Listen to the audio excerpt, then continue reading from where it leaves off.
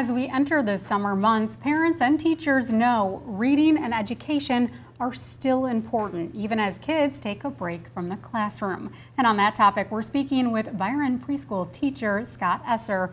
This school year, his class wrote and illustrated their own children's book called If I Were an Animal, I Would Be a blank. Now the children have a keepsake to remember their work in the classroom and hopefully inspire them to read during the summer. So Scott, thank you so much for being here. And can you kind of just give us an overview of really what this project was all about?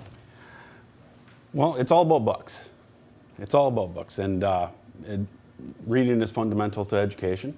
And the first way that children read is by looking at pictures. And that's how we decided to go about tackling this book as well. They can go and look through the pages still and be like, oh, I remember what I wrote, and they can read the book themselves, basically.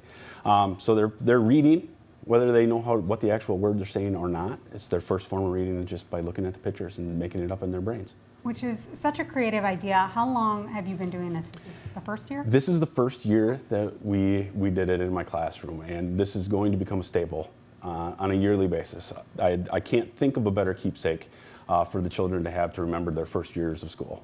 What was their response like when they actually were able to hold their books in their hand? Oh, they loved it. You guys saw the picture before, and the kids were just grinning from ear to ear to ear. They're so proud of themselves.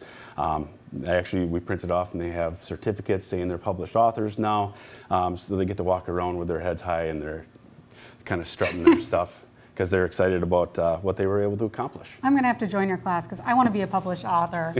So as far as what it went into each child making their book, what was that process like?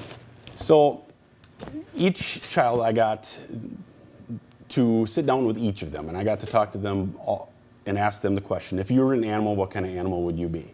And animals are such a relatable thing for children that are 4 and 5 years old, so that it's just right up their alley. They were able to tell me what animal they were going to be, and then they had to tell me why. I wrote down exactly what they said, word for word, and then I made them write it.